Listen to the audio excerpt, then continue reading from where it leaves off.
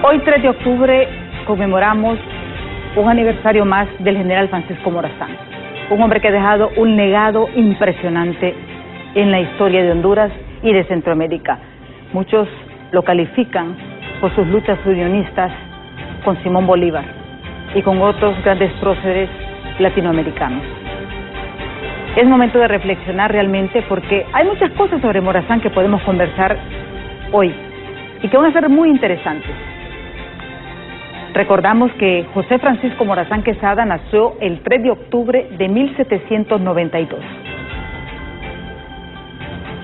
Se conmemoran 321 años de su nacimiento, que son fechas que debemos de recordar nosotros los hondureños. Fue fusilado un 15 de septiembre de 1842 en San José, Costa Rica, por Maximiliano Cavalera. Vean ustedes cómo va cronológicamente esta historia. 181 años después de su muerte, de su pensamiento unionista, este perdura entre los centroamericanos, y es algo que a nosotros los hondureños nos hace sentir muy bien. 181 años después de su muerte.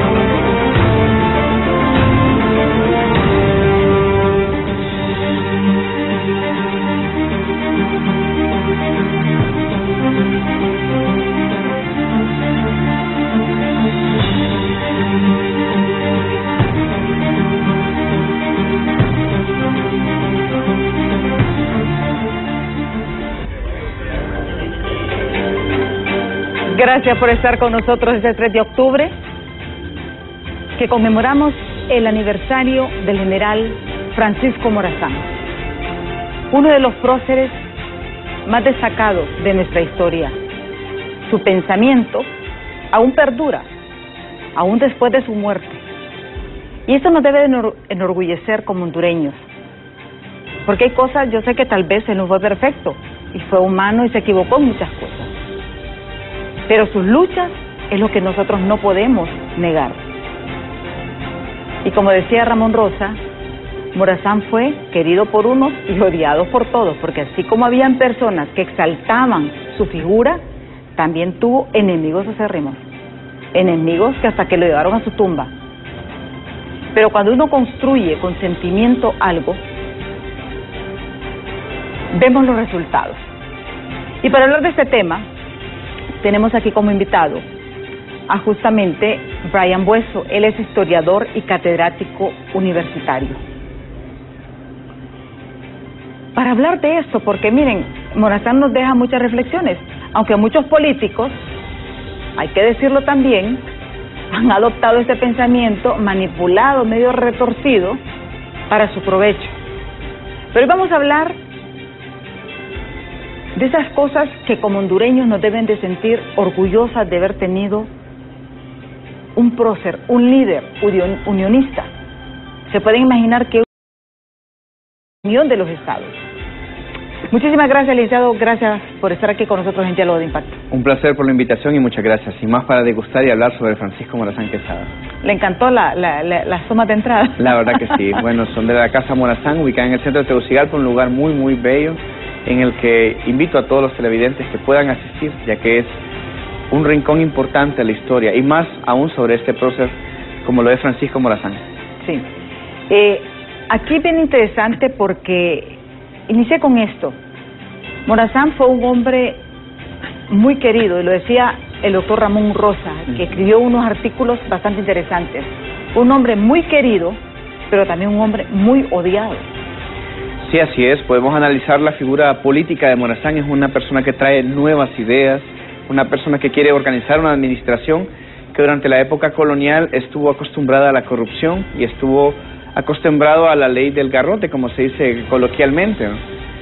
Donde se sometía por medio de la fuerza a los indios, a los negros, a los criollos, a todo el que se rebelara contra el sistema español. Y Morazán trae unas ideas que las toma de la Revolución Francesa, lo que es la libertad, la igualdad y la fraternidad, y promueve esto dentro de una joven nación, dentro de una joven Centroamérica que todavía no tiene una idea clara de hacia dónde se dirige, una construcción directa, o una, podemos llamarlo en palabras actuales, unas políticas públicas de qué debe hacer, de cómo debe formarse. Esto hace que Morazán se genere sus enemigos por parte de la élite del momento, la élite criolla, sobre todo en Guatemala, un país que no quiere a Morazán aún en el son de hoy, es solamente recordado, pero no es venerado, como en el caso de El Salvador y de Honduras, no es querido. Al igual que en Costa Rica todavía hay personas todavía hay elementos que no aprecian esta historia y no toman en cuenta la figura tan grande de Francisco Morazán, al punto de que podemos ver que Morazán, incluso Gabriel García Márquez, Pablo Neruda, escriben sobre él, lo mencionan en sus escritos. También en lo que es en Francia hay varios museos y calles en los que tienen muchos de los escritos de Francisco Morazán, el intercambio de correos, pinturas sobre el general Francisco Morazán. Podemos ver que Morazán trasciende las fronteras centroamericanas y se convierte en una figura de estudio por parte de los norteamericanos, los británicos e incluso los franceses. Sí. Y aquí hay un punto bien interesante, porque se criticó mucho cuando la presidenta Xiomara Castro, para que veamos que Morazán está muerto hace 181 años, pero todavía genera controversia. Cuando la presidenta Xiomara Castro expone en su discurso en Nueva York, ante las Naciones Unidas, ella dice que esas mismas élites que mataron a Morazán, ¿verdad?, son las que se oponen, y fue duramente criticada, pero aquí usted prácticamente nos dice de que sí, las élites estaban en contra de Francisco Morazán. Sí, pero son élites diferentes. O sea, si podemos analizar, tomar los apellidos y el linaje, puede que uno u otro de los actuales poderosos del país esté vinculado a estas familias, pero realmente la élite conservadora, tomando la palabra del siglo XIX, era una élite diferente, era una élite totalmente cerrada a los cambios, estrictamente guatemaltecos en su mayoría, muy pocos hondureños. De hecho, Morazán en Honduras tiene resistencia, pero hasta que decide intervenir a la Iglesia Católica con las legislaciones que impiden el pago de bienes extras o la limitación de lo que son el manejo de los dineros por parte de la Iglesia Católica. Pero salvo eso, en Honduras realmente no tuvo rivales acérrimos, tuvo enemigos políticos, puesto que todos querían el poder que él tenía en el caso de Honduras, pero realmente sus enemistades fueron directamente con la élite guatemalteca, tanto que el general Carrera, que es quien lo vence al final y lo expulsa de Guatemala, es precisamente un indio guatemalteco, parecido a los indios que Morazán impulsa para que tomen los mandos de los ejércitos en Honduras, y que decide adoptar parte de las ideas de Morazán de crear un ejército local para poder combatir a Morazán en diferentes localidades y después un ejército nacional. Este rival toma ideas de Morazán, incluso podemos ver que sus rivales se ven influenciados por Morazán, pero él, el quien lo vence, solamente es un títere de la élite guatemalteca que estaba acostumbrada a tener el poder desde que incluso éramos parte del Imperio Español. Los guatemaltecos eran la capital, eran la Capitanía General de Guatemala, eran la capital de Centroamérica, y no querían ceder poder, y menos ante Honduras y El Salvador, puesto que ellos se enemistan con Morazán porque decide trasladar la capital de Guatemala hacia San Salvador, y también porque le da particular interés a Honduras y Nicaragua. Entonces fue así como, no, momento, mis negocios están en Guatemala, mi riqueza está en Guatemala, yo no me voy a mudar hacia El Salvador, no me voy a mudar a Honduras para poder tener más riqueza. Entonces veamos cómo eliminamos a Morazán desde el mapa, y desde este punto de vista puede ser que la presidenta haya decidido tomar la idea de que realmente el rico siempre quiere ser rico y no quiere ceder ningún centavito ante el pobre. Yo prefiero imaginarme que esa fue la idea de su discurso. Yo creo que esa fue la idea de su discurso. Lo que pasa es que en el momento usted sabe que se polariza todo aquí en Honduras. Así es. Pero es buena la relación porque, o sea, ahora entendemos realmente de dónde lo tomó.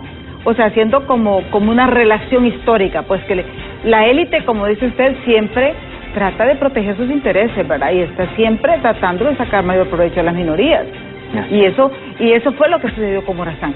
Ahora bien, licenciado, hay una cosa y lo comentábamos un poco, cuando nos hablan de Morazán, creemos que tiene que ser aburrido, porque lamentablemente en la escuela, y hay que decirlo, cuando estudiamos a Morazán nos hacían memorizarla, como decía, estudiar a garrote, como decíamos popularmente, en mi época, ¿verdad? Aprender de AP y de PA, memorizar, no interpretar. Pero la historia de Morazán es tan rica y la tenemos tanto nosotros acá, que justamente que estamos en este feriado morazánico, debería ser un momento para que los hondureños también hagamos un poquito de turismo cultural. Así es. Bueno, de hecho hay muchos docentes de la Universidad Nacional Autónoma y algunos de la Pedagógica que promueven precisamente lo que se menciona, lo que sería el turismo histórico. El licenciado Arnulfo de la Costa, de la Universidad Nacional Autónoma, del doctor Jorge Alberto Amaya, también de la Universidad Nacional y de la Universidad Pedagógica, quienes son grandes morazanistas, por cierto, un saludo a ellos, grandes mentores y amigos. Morazán no solamente es la figura política que nos enseñan en la escuela, en el colegio. Lastimosamente nuestro sistema de educación todavía mantiene sus ideas positivistas en el que usted tiene que aprenderse que es el 3 de octubre de 1792, punto. Nació, murió, hizo esto importante y ya estuvo. Pero Morazán es una persona muy importante para la historia de Centroamérica y puntualmente de Honduras. Nace en Tegucigalpa, se bautiza en lo que es actualmente la Catedral de Tegucigalpa. Su familia son pertenecientes de Europa, puntualmente de las islas que primero fueron del Imperio Español, luego fueron parte del Imperio Francés. Son descendientes mitad italianos, mitad españoles, luego obtienen la ciudadanía francesa, deciden emigrar a Honduras y crean un circuito de comercio muy poderoso que está en Morosalí, San Antonio de Oriente, Yuscarán y Tegucigalpa. Por eso podrán encontrar que la historia pelea en estos lugares por dónde nació Francisco Morazán. Unos dicen que en Morosalí, otros que en Yuscarán, otros que en San Antonio de Oriente, pero la historia oficial nos menciona que nace en Tegucigalpa, se bautiza en Tegucigalpa y que por los negocios de su padre y de su abuelo se crean una ruta de comercio a lo largo de estos lugares históricos. ¿Era familia de comerciantes él? Él proviene de familias comerciantes y de hacendados mineros. Exactamente, pero es interesante, o sea, que Morazán es descendiente de españoles, franceses. Él nace en una iglesia, en una isla, se me escapa el nombre ahorita, voy a tratar de recordarla. La isla primero le pertenece al Imperio Español, los españoles negocian este territorio con los franceses. Lo interesante de esta isla es que hay dos personajes históricos muy importantes para esta isla. Primero, Napoleón Bonaparte nace en esta isla y Francisco Morazán, su abuelo, nace en esta isla. Podríamos decir que esta isla promueve grandes generales de combate y grandes visionarios a la hora de la política. Su abuelo nace en territorio español.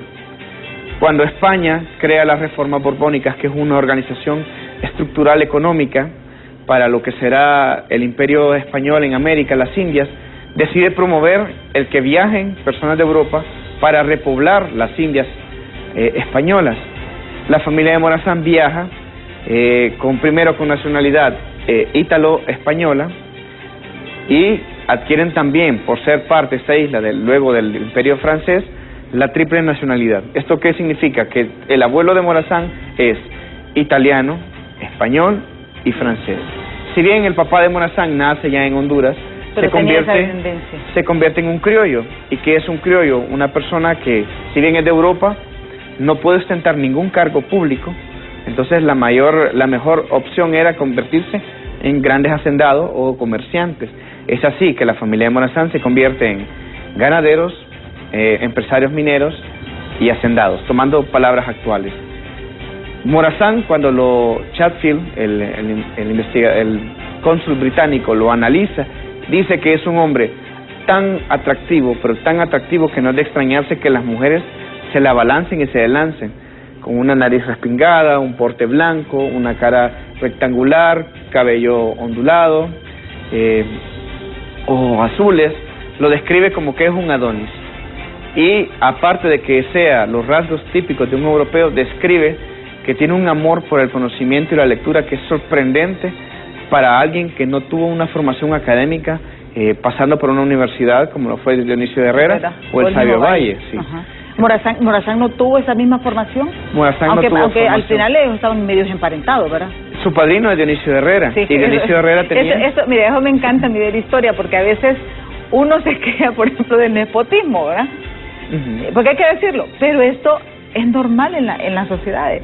Y cuando uno mira, por ejemplo, a Dionisio de Herrera era padrino de Morazán, pero Dionisio de Herrera con Valle eran primos, si no estoy equivocada en la historia. Así es. Porque ahí me encantan las curiosidades. Yo más que la historia me encantan las curiosidades, y son cosas que muy pocas cosas veces no lo dicen, ¿verdad? Pero es interesante, el padrino de Morazán fue Dionisio de Herrera, que fue el primer jefe de Estado luego de la independencia. Dionisio Herrera incluso adquiere el cargo de secretario dentro de lo que es la Alcaldía Mayor de Tegucigalpa, bajo el gobierno de Narciso Mayor, el último alcalde español de la Alcaldía Mayor de Tegucigalpa, y él tiene acceso, al estar dentro del gobierno, a los libros prohibidos. ¿Qué son los libros prohibidos? Una serie de libros que la Iglesia Católica junto con los imperios europeos deciden que no pueden existir y que no pueden llegar a las Américas. Lo que será las ideas de la Revolución Francesa, muchos tratados sobre lo que habla Danton y Robespierre, y Dionisio Herrera es un gran lector. Dionisio Herrera y Valle adquieren este conjunto de libros, y gracias a ellos Morazán tiene la oportunidad o el espacio de poder leerlos, de poder formarse con estas ideas progresistas y estas ideas liberales, tomando el concepto puntual de lo que es la liberalización de lo que es la Europa, el concepto de libertad. Morazán no tiene una formación académica así como lo tenemos actualmente nosotros, de escuela, colegio, universidad, sino que él tiene una formación por parte de un gran amigo que es un sacerdote franciscano, le sirve de mentor, pero hasta ahí. Él no puede llegar a una escuela de instrucción militar, él no puede llegar a una universidad de San Carlos, como si lo hizo Dionisio Herrera o Valle, puesto que eran muy difícil accesar aún para los criollos estos lugares, y eran muy costosos, muy caros. Si bien Morazán tenía riqueza, no era tan rico para poder costearse una universidad literalmente clasista como era la Universidad de San Carlos de Borromeo. Muy similar a la actualidad, no todas las personas pueden acceder a la Universidad Nacional Autónoma de Honduras y mucho menos a las universidades privadas. La educación siempre ha sido elitista en ese sentido. Pero ¿qué hace Morazán? Y es algo que usted nos mencionaba tras cámaras. Morazán se forma, y más allá de las ideas, de la política que se manejaba en ese entonces, Morazán se forma, se educa y decide transformar lo que es una Centroamérica. ¿Qué hubiese pasado con el Producto Interno Bruto de Honduras si nos hubiésemos unido con toda Centroamérica? Era mucho más fuerte. El PIB fuese mucho más fuerte que el de Colombia, más fuerte que el de Venezuela. Nuestras políticas mercantiles, si lo hubiésemos desarrollado con él, hubiésemos sido una potencia, porque él quería potenciar lo que era el comercio marítimo del Atlántico, el Pacífico, pero aparte quería crear el canal interoceánico en Nicaragua, no en Panamá. Al tenerlo en Nicaragua, indirectamente, tanto el comercio del Atlántico y el Pacífico hubiesen sido controlados por las provincias de Centroamérica. Estados Unidos no había tenido control sobre él, como lo tiene con Panamá. Eso hubiese significado que todo el dinero que ingresa a través del canal de Nicaragua hubiese llegado a las arcas de una nación centroamericana, fortaleciendo desde el punto de vista económico, social, político y de educación. Morazán estuvo demasiado adelantado a su época, y eso hizo que tanto en el pueblo como en las élites se generara un gran descontento y también un gran amor hacia Morazán. Y aquí es interesante, ¿verdad? Porque esas ideas unionistas, si vemos, sí las formaron algunos países. Por ejemplo, Estados Unidos es una nación de estados federales. O sea, cada estado tiene su independencia, su autonomía, pero dependen a un gobierno. Y lo mismo hizo México. Y por eso vemos las diferencias de estas potencias. Y yo no me imagino realmente si Honduras hubiese podido, Centroamérica hubiese podido unirse en ese momento, ¿verdad? A estas alturas tal vez estaríamos mejor de lo que estamos ahora, porque los problemas son similares, y vemos los problemas son similares en todo Centroamérica, pero se hubieran buscado proyectos a nivel centroamericano, una visión más integral, ¿me entienden? No es lo mismo la decisión que pueda tomar un presidente o de un gobernador de un estado, porque ahí no existirían presidentes, sino que gobernadores de los estados, y hubiese sido un poco diferente. Eso para que miremos la dimensión. México, Estados Unidos versus de lo que nosotros somos Centroamérica. Así es. Bueno, cabe resaltar que si analizamos la historia, como se lo he mencionado, de cada uno de los países de Centroamérica, incluso nos vamos hacia la parte sur, tomando lo que es Latinoamérica, podemos ver que el gran problema es, en medida que no nos hemos podido unir como pueblos, no nos hemos podido congregar como una nación centroamericana, incluso como un continente americano. Particularmente usted analiza y toma cada uno de los pueblos de Honduras, realmente no existe todavía, aún en el siglo XXI, lo que es la idea de la nación. No existe un concepto claro de lo que es una nación hondureña, no un concepto claro de lo que es hondureño, salvo lo que será la selección de fútbol o la denominación religiosa de la Virgen de Suyapa. No hay elementos que nos unan totalmente como hondureños, no hay puntos específicos que nos hagan converger y decir, sí, esto es Honduras. Elementos contrarios que sí le pasan a nuestros compatriotas que emigran hacia otros países para poder tener una mejor calidad de vida. El pabellón nacional, el himno nacional, el escudo nacional, la gastronomía nacional, los convierte inmediatamente en hondureños y le agarran ese fervor a su tierra que los hace incluso, pudimos ver en España hace poco, repetir lo que son los desfiles patrios, conmemorar la independencia de España, realizar danzas folclóricas y crear lugares completos, así como los chinos hacen su barrio chino en cada país, crear elementos, lo que fue en Madrid, lo que fue en Barcelona, barrios enteros donde los hondureños conmemoraban las fiestas patrias, los elementos patrios y la gastronomía hondureña. Morazán no quería una Honduras como tal, como un estado.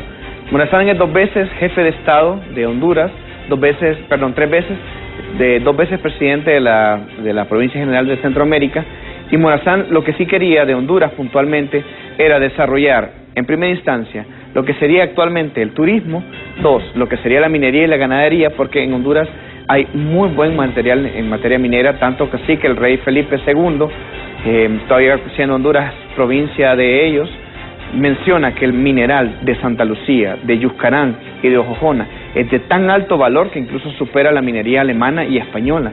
Está hablando de que la plata encontrada en estos lugares es de increíblemente valor y decide donar al poblado de Santa Lucía el Cristo de las Mercedes y un copón de plata, porque siendo un pueblo tan pobre ha obsequiado un mineral de tan alto valor. A la Alcaldía Mayor de Tegucigalpa decide donar lo que será dinero para la construcción de lo que es ahora actualmente la Catedral de Tegucigalpa, y el rey Felipe II le otorga grandes privilegios a la orden mercedaria, puesto que él tenía un gran favoritismo a esto, porque ve en Honduras puntualmente y lo que será Centroamérica un potencial muy grande. Este potencial minero también lo ve el general Francisco Morazán, pero decide que ya no tiene que estar en ciertas manos, ya no tiene que estar solamente en Guatemala.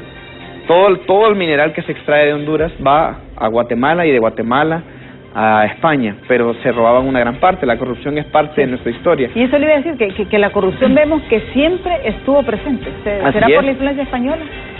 Lastimosamente el ser humano tiene por tendencia el acaparamiento. En todos los países podemos ver corrupción. Lo que pasa es que en Honduras no ha habido un castigo severo a las élites, a los políticos, y podemos ver corrupción desde el ciudadano a pie hasta el presidente o presidenta, tomando a lo largo de nuestra historia. Morazán decide que es momento de crear instituciones que velen por la organización de una Centroamérica unida, de una federación. Pero ¿qué pasa? Esas instituciones que ya existían desde la época colonial están endeudadas, están con préstamos para los ingleses, con préstamos con los españoles, con préstamos con los ingleses. Entonces Morazán adquiere una federación de centroamericana en bancarrota. Desde que usted inicia un proyecto en bancarrota, es un problema. Y es ahí donde Morazán toma el apoyo de las riquezas que su esposa María Josefa Lastiri Ursa, la viuda de Morazán, había adquirido de su primer esposo.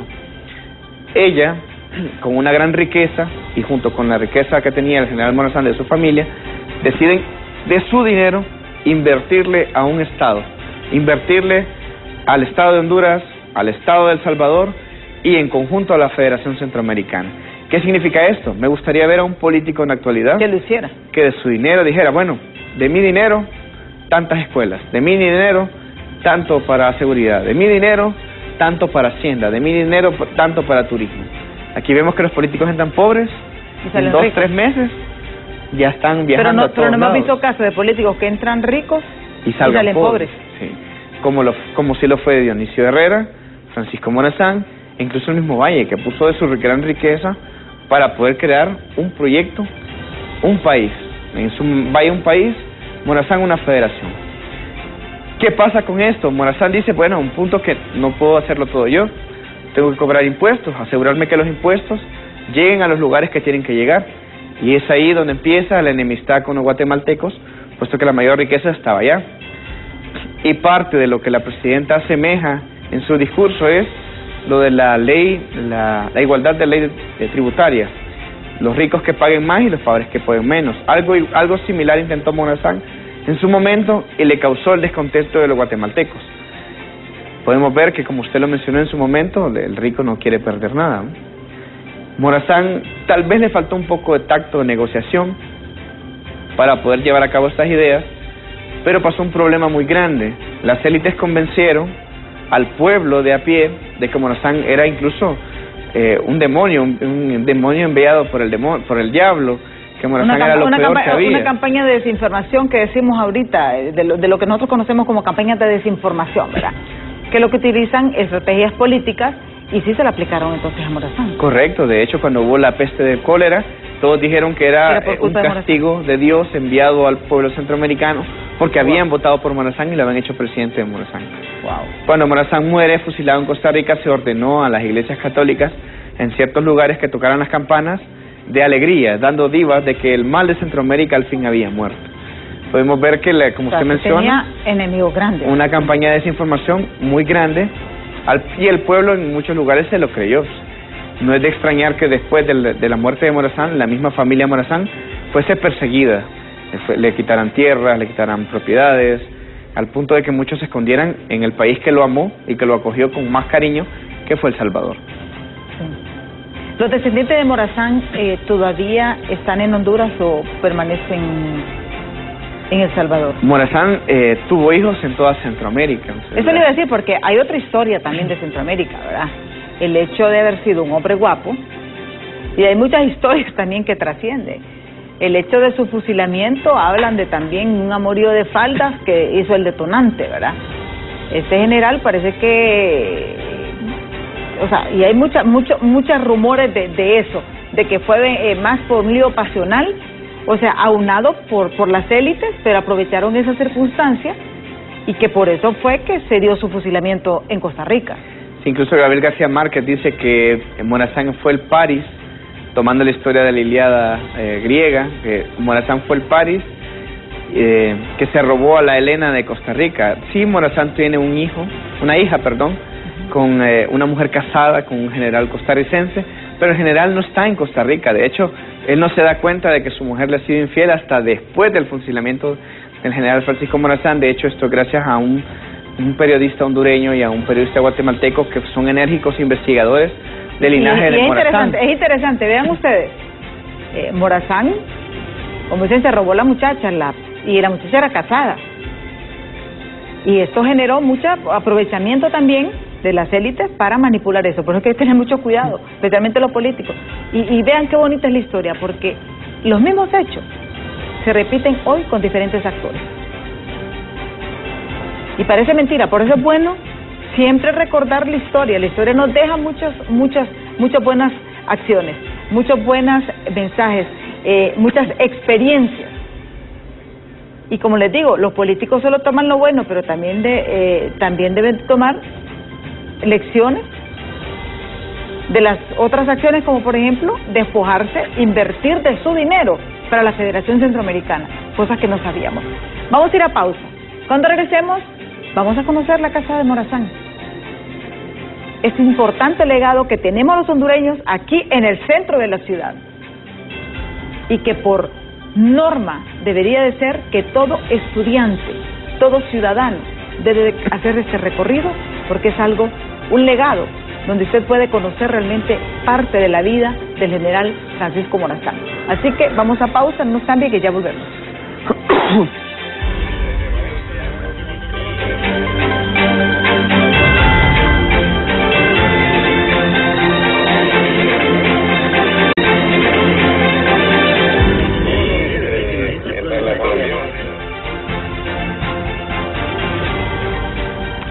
Continuamos esta entrevista con el licenciado Brian Buesa. Él es historiador y catedrático universitario. Vean, lo que nos ha contado en Morazán realmente es algo impresionante. Y qué bueno cuando hablamos con alguien que sabe. Pero lo más importante es que ese legado aún perdura. Y a mí me encanta ver, por ejemplo, que dentro de los desfiles del 15 de septiembre se personifica a nuestros héroes, a nuestros próceres. Y eso es lo bonito. 181 años han pasado desde el asesinato de Francisco Morazán. Y su pensamiento todavía está, no solo entre los hondureños, sino que entre los centroamericanos. Porque a pesar de las diferencias, no han podido luchar las élites con las que luchó y todo ese estigma que tuvo que enfrentar, porque permanece. Datos interesantes, por ejemplo, nos contaba el licenciado Brian. Dice, cuando murió Morazán, algunas iglesias sonaron sus campanas, pero de alegría, porque había muerto el enemigo de ellos. Y eso es parte de lo que se sufre. Vamos ahora a conocer esta nota importante de nuestro compañero José Luis Castellanos sobre la Casa Morazán. Si no la conoce, lo invito a que la conozca, pero véala primero acá, para que tenga una idea de las cosas magníficas de protección de nuestra cultura, de nuestra historia, que debe de ser eso lo que nos arraigue y nos haga sentir realmente hondureños, 5 estrellas. Veamos.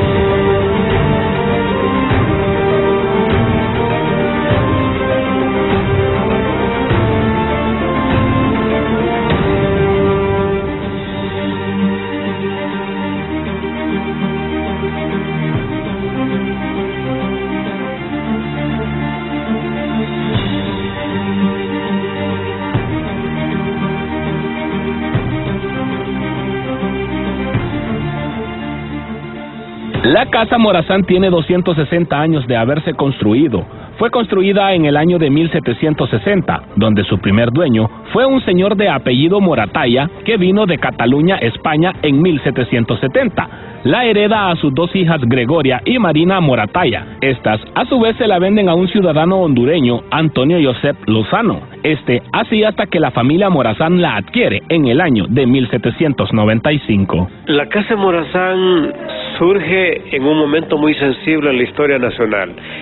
Surge exactamente antes del golpe de Estado, fue creada mediante un decreto en el gobierno del presidente Mel Zelaya en el 2008, en octubre del 2008, y enfrentamos los gobiernos de corte nacionalista.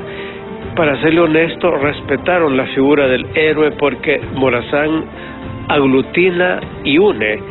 Y ahora, en un gobierno de corte morazanista, esperamos que la Casa de Morazán se fortalezca. El director de esta casa histórica de Honduras y Centroamérica refirió que el museo recibe más de 300 visitas diarias, especialmente estudiantes, turistas, investigadores nacionales e internacionales.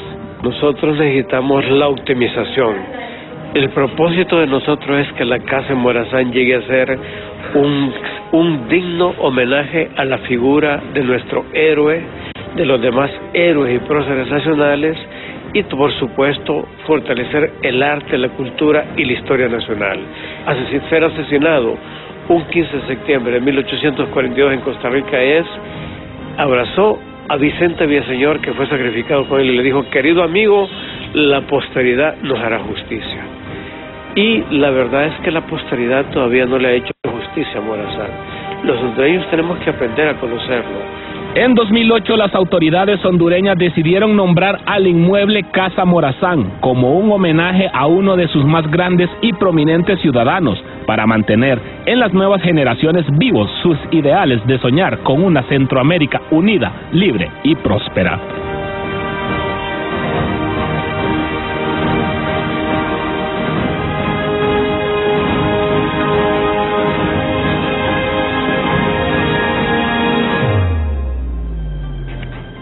Y la verdad es que no ha sido fácil para Carlitos Turcios, lo que lo conocemos, mantener esta historia, este pedacito de historia. Mire, está en el Parque Central de Tegucigalpa. Ni siquiera se tiene que desviar mucho. Pero ¿se imaginan cuántas aventuras encierra la casa de Morazán? Aquí nos estaba contando el licenciado Brian algunas interesantes, que Morazán se escapaba de niño de esa casa, y era una casa de 2 pisos, sí. Y 2 pisos bastante altos, ¿verdad? Porque estamos hablando de... Así es, bueno, las casas de porte de diseño español de la época colonial usualmente eran de 4 metros por 3 metros de alto, entonces era un lugar bastante alto. Cuando Morazán lo castigaban y lo encerraban en su habitación, como podrían hacer muchos padres actuales, Morazán siempre se le escapaba a su papá, siempre se le escapaba a la mamá. La verdad que uno de los apodos que se le conoce cuando era niño era que le decían el chico ganzúa, por esa capacidad de escaparse, de abrir las puertas, ya sea por escaparse por el techo o abrir la puerta. Esto incluso podemos ver que es un simple juego de niños, pero que en la vida de adulto le sirvió. Cuando es apresado en Ojojona, en una casa en Ojojona, que actualmente creo que es un café, Morazán se escapa. Cuando es apresado en lo que es actualmente la Biblioteca Nacional, en el centro de Tegucigalpa también se escapa. Cuando es apresado en lo que va a ser Costa Rica, también tiene la oportunidad de escaparse. El general Francisco Morazán era todo un escapista, un Houdini. Recordé el nombre de la isla, haciendo un paréntesis, se llama la isla de Córcega. Ah, de Córcega. Sí, la isla de Córcega, que es donde nace Napoleón Bonaparte y nace también el abuelo de Francisco Morazán, que en su momento estuvo bajo el Imperio español, después el Imperio francés. ¿Por qué hago mención esto? Aparte de que les debía el nombre. Morazán adquiere esa pasión por la literatura europea y hace que sea un personaje muy querido para los gobernantes franceses, tanto así que las pinturas que hay en Europa, así como la estatua que se ubica en el centro de Tegucigalpa, dibujan a Morazán con la vestimenta de un gran mariscal francés. No porque se quieran imaginárselo, porque Morazán haya posado, sino porque dentro del imaginario de los europeos, un general tan grande tendría que haber vestido de esa forma. Por eso pueden ver que cuando se hace, gracias al gobierno del porte liberal de Marco Aurelio Soto y Ramón Rosa, ellos mandan a hacer la estatua del general Francisco Morazán. El artista se imagina a Morazán como un gran mariscal francés y le hace una estatua de estilo ecuestre. ¿Qué significa esto? Las estatuas de estilo ecuestre están reservadas exclusivamente para los reyes o los grandes emperadores. En el caso de América solo tenemos estatuas ecuestres de Simón Bolívar, José de San Martí y Francisco Morazán. Son los únicos 3 americanos, tomando todo el continente americano, que tienen estatuas ecuestres en Europa y en América. Podemos ver que la figura de Morazán resalta más allá de un simple héroe, un simple prócer cada septiembre. Hay departamentos que se llaman Francisco Morazán, como en el caso de El Salvador, en el caso de Honduras. Hay estadios de fútbol que se llaman Francisco Morazán. Incluso hay pueblos que llevan el nombre de Francisco Morazán. En el caso del departamento de Francisco Morazán es en su honor. Así es.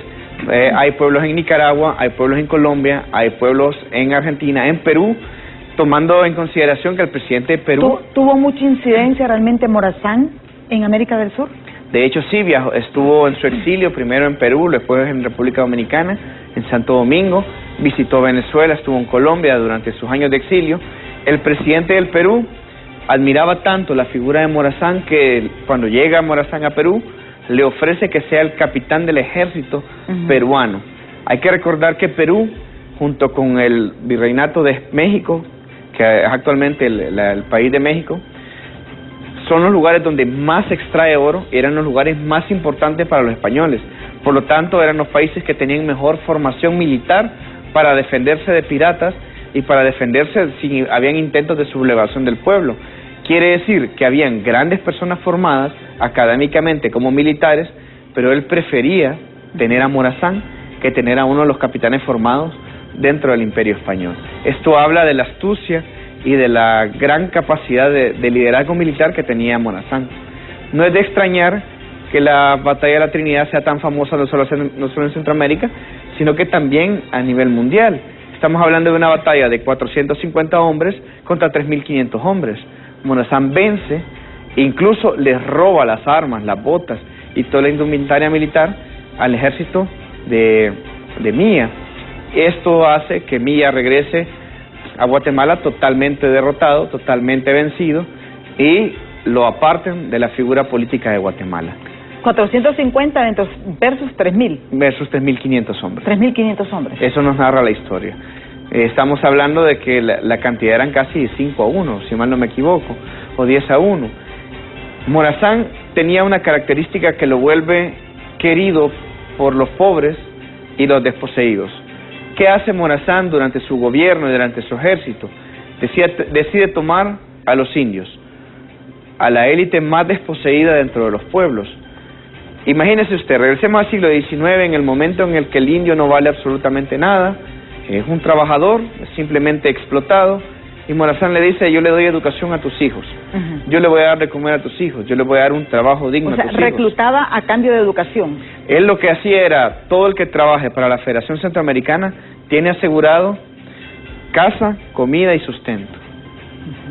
Antes, si usted quería ser parte de las milicias, usted se compraba su indumentaria, se compraba su sombrero, su camisa, su pantalón, y la mayoría no tenía dinero para un par de botas y usaban chancletas o guaraches, como se les dice coloquialmente.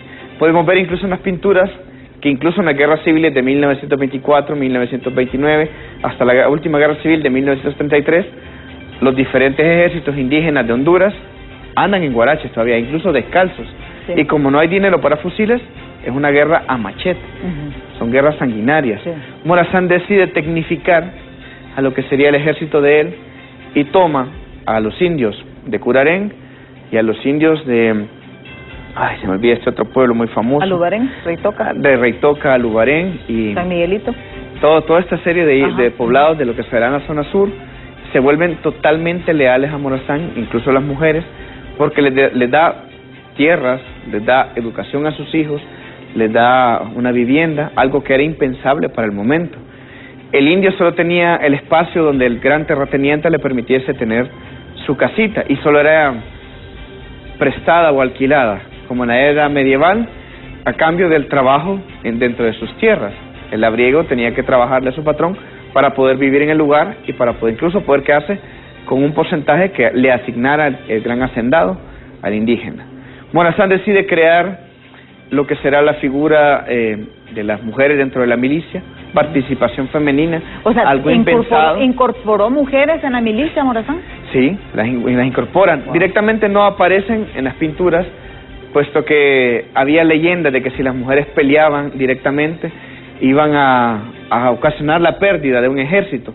Pero las mujeres servían como espías, servían como avisaras, se les llamaba también usoniños, se les llamaba también... actualmente los pandilleros utilizan el término bandera.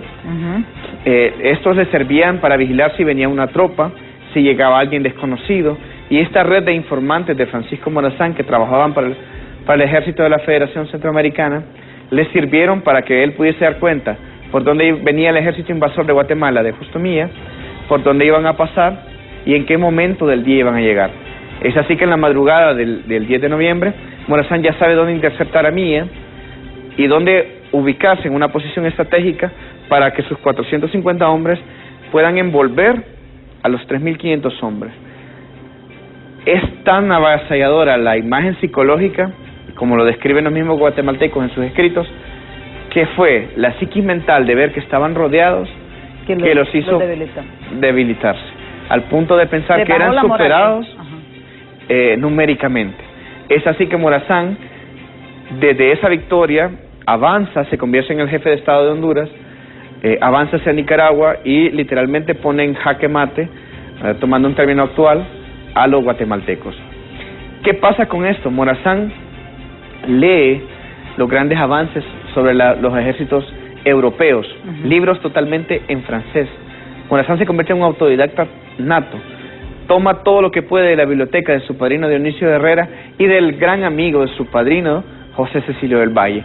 Es así como tiene lazos de comunicación con José Cecilio del Valle, al punto que Morazán admiraba a Valle por ser un intelectual de primera e incluso admiraba su colección de textos o su biblioteca. Recordemos que la biblioteca de Valle era la biblioteca más grande de Centroamérica. Entonces Morazán es amante a la formación y él desea promover una Centroamérica educada. Es su primer punto. Y en uno de sus escritos dice, un pueblo educado no será un pueblo sometido, ni agachará la cabeza fácilmente. Esa es la idea de Morazán en Centroamérica, y es ahí cuando los británicos, los ingleses, deciden que es momento de eliminar a Francisco Morazán de la historia de Centroamérica, puesto que si Centroamérica se logra formar como una sola provincia, un solo país, va a rivalizar e incluso puede convertirse en alguien tan fuerte como los Estados Unidos. Hay que recordar que los ingleses habían sufrido la derrota de sus colonias en América y se habían independizado y forman lo que es actualmente Estados Unidos, y no querían que volviese a pasar nuevamente en otro territorio americano, ya que estos territorios se habían independizado de España y España era el enemigo histórico de Inglaterra. Ellos deciden invertir grandes cantidades de dinero, recursos, en lo que va a ser Nicaragua, también en lo que va a ser Costa Rica, y posteriormente lo que será Panamá, que era parte en su momento de la Gran Colombia, para que estos ejércitos, este dinero, cree una campaña de desinformación, usando palabras actuales, para eliminar la figura de Morazán. Sí, increíble realmente. Y aquí quiero hacer como un apartado, porque también se trata de que nosotros vivamos y vemos diferentes rutas, podemos decir las rutas turísticas de Morazán. Tenemos la ruta de su infancia, que es en el centro de la ciudad capital, visitando la casa de Morazán, pero también tenemos la ruta militar, que como usted lo apuntaba, Ojojona, Sabana Grande, todas las zonas hacia el sur. La Trinidad, donde está un monumento, donde ahí se libró esta gran batalla. De hecho, el Canal Seco, que es actualmente la carretera, fue la ruta originaria por la que Morazán pasaba rápidamente de Honduras a Nicaragua, de Nicaragua a El Salvador, de regreso a Honduras. Caminos de herradura, caminos de a pie. Actualmente existe la gran carretera, ¿verdad? Pero es impresionante porque Morazán, en cuestión de menos de una semana, ya estaba en Nicaragua, con todo su ejército. En menos de una semana ya estaba en Honduras y después en El Salvador. ¿Cómo lo hacía? Gracias a los avances que le daban los indígenas, y los indígenas les mostraban sus rutas que eran secretas para escapar, y que cuando usted las realiza y se posiciona en las partes altas de la montaña... Aprendió mucho también de los indios para escaparse, ¿verdad? Así es. De hecho, estas rutas les sirven no solamente para ganar tiempo, ganar espacio, sino también para, cuando hay momentos de huir, la necesidad de huir, había que huir. Cuando había momentos que abandonar una posición y tomar otra para poder ganar una batalla estratégica, Morazán lo hacía. Y esto fue gracias a que muchos de sus consejeros, los indios Texiguat, conocían esta gran cantidad de caminos, y estos no lo conocían los guatemaltecos, no lo conocían los nicaragüenses, ni lo conocían los costarricenses. Morazán se hace amigo de la gente de cada poblado, al punto de que estos le sirven y le permiten realizar una gran cantidad de movimientos militares, económicos, que podemos ver que en la actualidad los hemos retomado hasta este siglo XXI. ¿Qué hubiese sido Honduras si desde 1835 hubiésemos creado el Canal Seco? ¿Se imagina la cantidad de importaciones y exportaciones que hubiese podido pasar por aquí? Los intentos por el tren. El sistema aquí lamentablemente el ferroviario. sistema ferroviario, aquí lo que hicieron fue que lo vendieron a pedazos, cuando ya estaba una estructura, por lo menos una parte de la zona norte, porque las bananeras crearon parte de ese ferrocarril, sí, o desde mucho antes. Cabañas creo que Cabañas hace alusión al ferrocarril. Cabañas, que no me falla la memoria. No, está muy bien, de hecho. Ando bien. Anda bien en historia. De hecho, Cabañas es quien decide crear en su gobierno el ferrocarril nacional. Lastimosamente, un mal negocio hace que Honduras se endeude por casi más de 200 años con este ferrocarril que nunca llegó se robaron el dinero, como es costumbre. Sí. Las negociaciones no existían como ahora, que uno puede demandar, que uno puede hacer la gran cantidad de movimientos. Se robaron y nos dejaron, como dicen, para que ustedes vean que las estafas siempre están. Mire que el tiempo se nos ha agotado, licenciado. Ha sido un placer realmente haber conversado con usted sobre este tema. No, es que hablar de Morazán creo que se ocupan años, meses, tuvo una gran cantidad de tiempo. Sí. No, yo le agradezco infinitamente, porque yo creo que son momentos también que tenemos que reflexionar. Como les digo, yo sé que mucha gente está con el tema político, pero también es tiempo de que ver un poquito a nuestros próceres, nuestra historia, y conocer un poquito más de esto, porque eso es lo que nos hace realmente a nosotros sentirnos, arraigarnos como hondureños. Muchísimas gracias por su atención. Le agradezco al licenciado Brian por habernos acompañado. Él es historiador y también catedrático universitario. A ustedes, televidentes, 1.000.000 de gracias por haber compartido con nosotros. Los dejo con las chicas de Hola Honduras, que ya están listas con toda la información. Yo soy Oscar, les espero mañana aquí en punto de las 7 de la mañana. Hasta mañana.